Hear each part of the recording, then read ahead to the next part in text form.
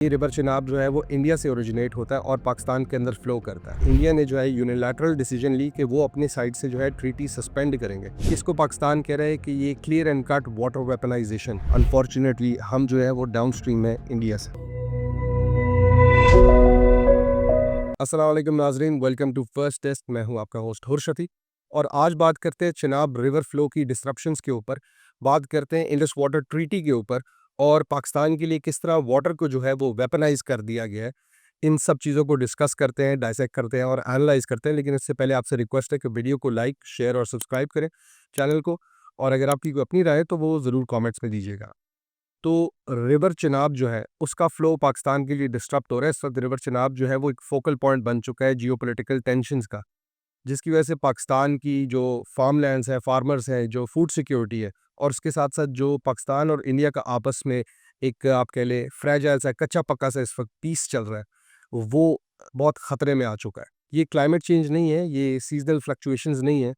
इसको पाकिस्तान कह रहा है कि ये clear and cut water weaponisation. दिसंबर के अंदर जो है वो पाकिस्तान की अथॉरिटी ने नोट किया और ये डॉक्यूमेंट की चीज़ कि जो रिवर चिनाब की फ़्लो की वेरिएशंस है वो बहुत ज़्यादा अलार्मिंगली ऊपर नीचे जा रही है।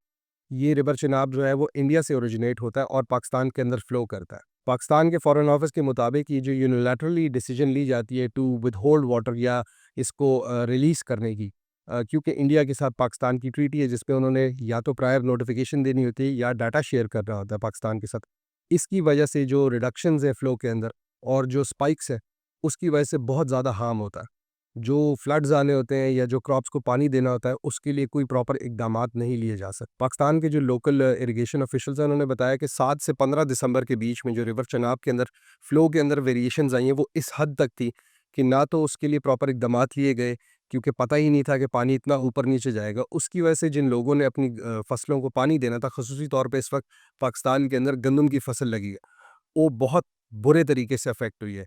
उन लोगों ने या तो कुछ लोगों ने छोटे रकबे के ऊपर ट्यूबवेल्स लगा के फसलों को पानी दिया, लेकिन जो बाकी लोग थे, जो ये ना तो चीज़ अफ़ोर्ड कर सकते थे, ना ये लार्ज स्केल के ऊपर इस्तेमाल कर सकते थे इस जो है टैक्टिक को, उनकी जो फसलें हैं वो ख़राब होना शुरू हो गई। अब ऐसी बात नहीं है कि पाकिस्तान को इन चीज़ों की फ़ोरसाइट नहीं थी। पाकिस्तान और इंडिया ने इसी मसले के तहत इन्हीं इश्यूज़ को अवॉइड करने के लिए 1960 में इंडस वाटर ट्रीटी बनाई थी। उस ट्रीटी के मुताबिक इंडिया के पास जो है वो ईस्टर्न रिवर्स जाते हैं, जिसमें रावी, स्यास और सतलुज आ जाता है, और पाकिस्तान के पास वेस्टर्न रिवर्स रहते हैं, जिसमें आपके पास झेलम, चिनाब और इंडस आ जाता है। और इंडिया के पास ये अथॉरिटी है कि वो वेस्टर्न रिवर्स जो पाकिस्तान की रिवर्स है उनका पानी इस्तेमाल करे, लेकिन इस तरीके से कि जो उनका डाउन स्ट्रीम फ्लो है वो अफेक्ट ना हो। उसके अंदर इस तरह के हाइड्रो इलेक्ट्रिक पावर प्लांट्स लगाए जा सकें जो रन ऑफ द रिवर हों, जिसके पानी के फ्लो के साथ ही वो इस्तेमाल हो। उस इशू के तहत, उस इक़दामात के तहत जो है इंडिया के पास ये अथॉरिटी है कि वो पानी इस्तेमाल करे, बट उसमें स्पेसिफ़िक जो शर्त है वो ये कि पानी की डाउनस्ट्रीम फ़्लो जो है वो अफ़ेक्ट ना हो, और जो उसके अलावा भी पानी का कम और ज़्यादा होना है सीज़न के मुताबिक, उसकी डाटा शेयरिंग और जॉइंट मॉनिटरिंग पाकिस्तान के साथ इंडिया ने करनी होती है। अब ये ट्रीटी जो है पाकिस्तान और इंडिया के बीच में, ये इस इंटरनेशनल बॉडीज़ को इन्वॉल्व करके बनाई गई थी। वर्ल्ड बैंक ने ये ट्रीटी पाकिस्तान और इंडिया के बीच में ब्रोकर की थी। और हिस्टोरिकली अगर देखा जाए तो 1960 से लेके 2025 तक, अप्रैल तक, इस ट्रीटी के बीच में बहुत सी पाकिस्तान और इंडिया की टेंशन्स भी राइज़ हुई, जंगें भी हुई, और ये ट्रीटी फिर भी जो है अपनी जगह पे खड़ी रही, इसको फॉलो करते रहे दोनों मुल्क। लेकिन 2025 अप्रैल में इंडिया ने पहलगाम अटैक का जो है वो सारा ब्लेम डाला पाकिस्तान के ऊपर।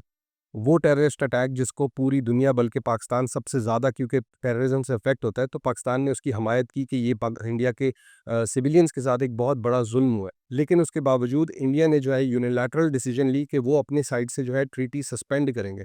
ऑल्दो इसके ऊपर बहुत सी जो है इंटरनेशनल बॉडीज़ की भी, यूएन की भी, सबकी यही राय है कि यूनिलैटरली ये ट्रीटी आप जो है वो नहीं कर सकते सस्पेंड। इसके अंदर कोई इस तरह की प्रोविज़न नहीं है। अगर ये ट्रीटी सस्पेंड होनी भी है तो ये दोनों ममालिक की मुशावरत से, दोनों के एग्रीमेंट से जो है, कंसेंसस से सस्पेंड होगी।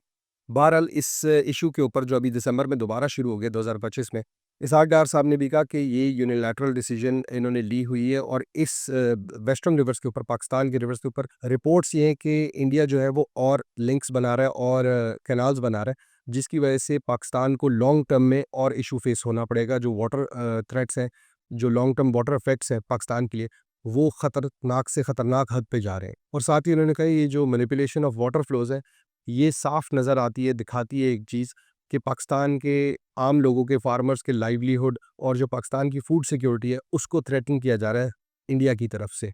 उसके साथ-साथ उन्होंने कहा कि इंडिया जो है, उन्होंने हाइड्रोलॉजिकल जो डाटा है, पाकिस्तान के साथ वो शेयर करना बंद कर दिए, जो जॉइंट मॉनिटरिंग एफर्ट्स होती हैं इस वाटर ट्रीटी के तहत, उसको रोक दिया है। जिसकी वजह से ये चाहते हैं कि जियोपॉलिटिकल टेंशन्स जो है वो साउथ एशिया के अंदर बढ़े। पाकिस्तान और इंडिया के जो वैसे ही बहुत बुरे इस वक़्त चल रहे हैं आपस में रिलेशंस, उनको ये चीज़ और जो है वो आगे एग्ज़ैसरबेट करेगी।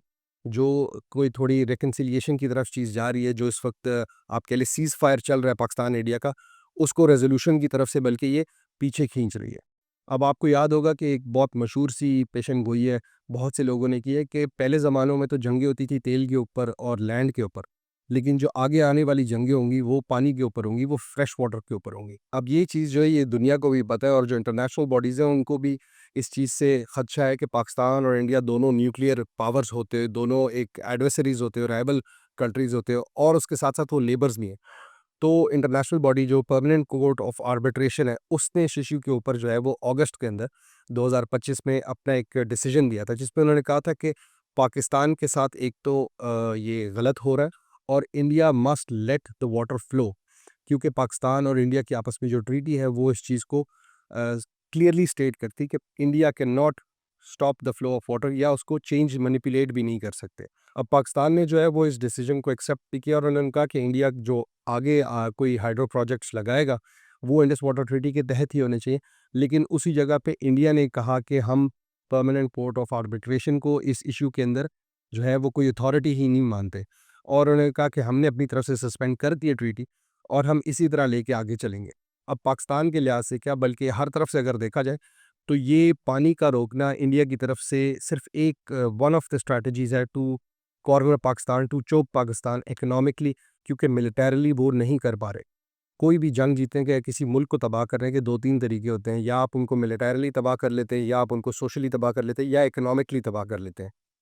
मिलिटरली इंडिया का जो है वो बस नहीं चलता। सोशली इंडिया खुद दबाए पाकिस्तान को क्या तबाह करेगा। इकोनॉमिकली इंडिया जो है वो हर तरफ से कोशिश करे कि किस तरह पाकिस्तान को हर्ट करे, बट हम डिप्लोमैटिकली जो है वो इंडिया से इस वक्त बहुत ऊपर जा रहे हैं। हर सतह पे जो है हर मुल्क के साथ पाकिस्तान की जो डिप्लोमैटिक कोऑपरेशन है वो बहुत बेहतर है। तो इंडिया ने क्या करना शुरू किया है कि इंडिया ने जो उसके पास इस वक्त सबसे ईजी रूट है वो ये है कि वो अपनी किया हुआ मुआहदा जो इंडस वाटर ट्रीटी है उसको उसने ब्रेक किया और उधर से पाकिस्तान का पानी रोक रहा है। रिसेंटली आपको याद होगा कि अफगानिस्तान की तरफ से भी एक न्यूज़ आई थी कि काबुल रिवर पे डैम बनने लगा और वहाँ से जो है केपी के अंदर बहुत सा जो पानी आता है फ्रॉम अफगानिस्तान वो रोका जाएगा।